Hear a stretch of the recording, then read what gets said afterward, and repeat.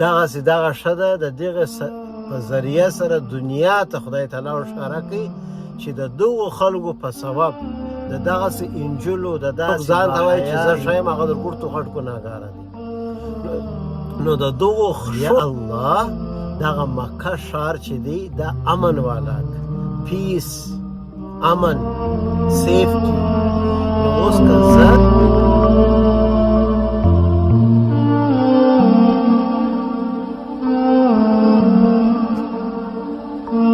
بسم الله الرحمن الرحيم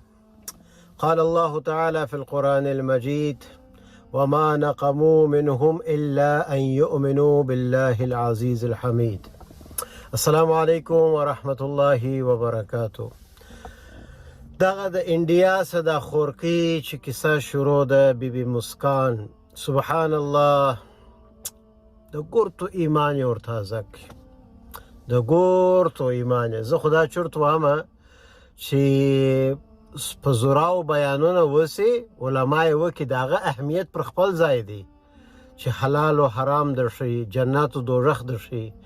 مګر دغه ښځې په عمل سره سبحان الله په عمل سره داسې شی امت ور ورسوي چې هر یو د خپل ګریبان کې کتلی سوی چې زه چیرې ولاړ یم نو کیسه خو تاسو ټول په خبر یاست عموما به په خبر یاست چې په انډیا کې په کرناټک کې د پروونس چې ده څه کیسه شروع ده چې پر حجاب باندې دی بین لګي چې په کالج یونیورسټي کې د حجاب سره نه سره تللی نو دغه نجلۍ د مسکان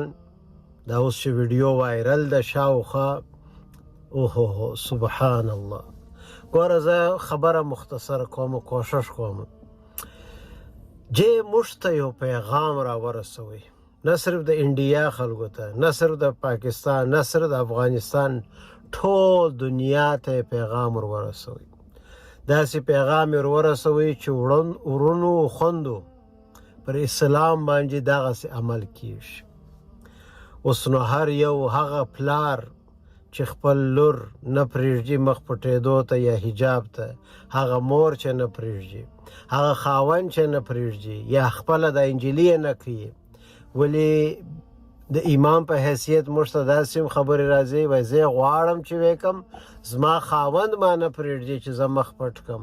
زما خاوند ما نه غواړي چې زه حجاب وکړم او بعضې ځایونه داسې حالم راځي چې خاوند وایي چې زه غواړم د زما کور والا زما لور به حجابه سي مګر نیکي نو دا ټولو ته دا پیغام سو یا الله ایمان یې تازه کړي ګوره ګای وخت په دنیا کې په قبر کې چې دا مړی کښېږدل سي دا د عذاب خدای تعالی ښکاره کړي په دنیا کې چې وایي وبېرېږي دغسې دغه ښه ده د دغه په ذریعه سره دنیا ته خدای تعالی اشاره کوي چې د دغو خلکو په سبب د دغسې انجلو د داسې باحیا انجلو په سبب دغه دنیا ما قایم و دایم کړې ده کنې یو وخت بله قیامت راغلی وای یو وخت بله زلزلې راغلی وای خو دغسې پاکې ښځې دغسې پاک الکوان دغسې پاک سپین ږیرې پاک سپین سرې پاک باچایان هم شته پاک تجارتان هم شته چې ښه تجارت کوي پاک دي د دغو پاکو خلکو په سبب د دغه دنیا نظام شروع دی کنې زموږ عملونه خو داسې دي که هغه د حیوانانو دغه زموږ عملونه که هر څوک ځان ته وایي چې زه ښه یم هغه د ګوټو غټ ګناهګاره دی نو د دغو ښو خلکو په سبب دغه دنیا شروع ده او چې دغه پیغام ټوله دنیا ته ورسوي چې ګوره په خبرو نه په عمل سره راسه ښکاره یې کړه چې څنګه اسلام باندې عمل کېږي او آخري خبره دا کومه چې د ابراهیم علیه السلام دعا وه د ابراهیم علیه السلام دعا څه شوه رب اجعل هذا البلد آمنا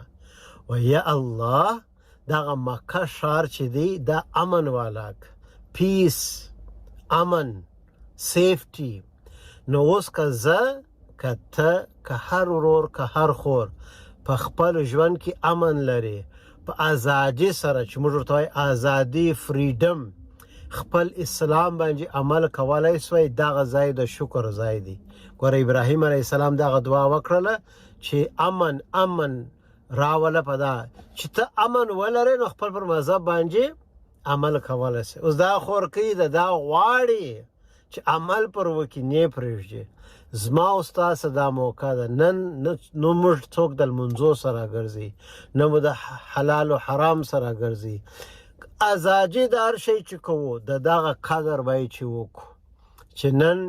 په کاناډا په امریکا په لندن کې هیڅوک نشته چې تا ته ووایي چې تا څنګه کالي اغوستې دي تا ولې مخ پټ کړی دی تا ولې ژړه پرېښې ده تا ولې رخچنه په سر کړې ده ته ولې په سبوی کې په ایرپورټ کې دلته لمونځونه کوې هیڅوک نشته نو قدر یې باید چې موږ ټوله وکړو خدای تعالی چې دغه خورې ته په دنیا کې هم عزتونه ورکړي په آخرت کې هم او خدای دې وکړي چې دغه ویډیو چې څنګه موږ پر سوشل میډیا پر واتس اپ سټیټس اچو خدای دې وکړي چې زموږ خویندې زموږ مورې زموږ لوڼې دغسې باحیا سي خدای دې وکړي چې دغه د جې زحمت دغه رنګ راوړي او خدای دې وکړي چې د جې او د ټولو خوندو چې په دغه تکلیف سره روان دي خدای دې حفاظت وکړي آخر دعوانا ان الحمد لله رب العالمين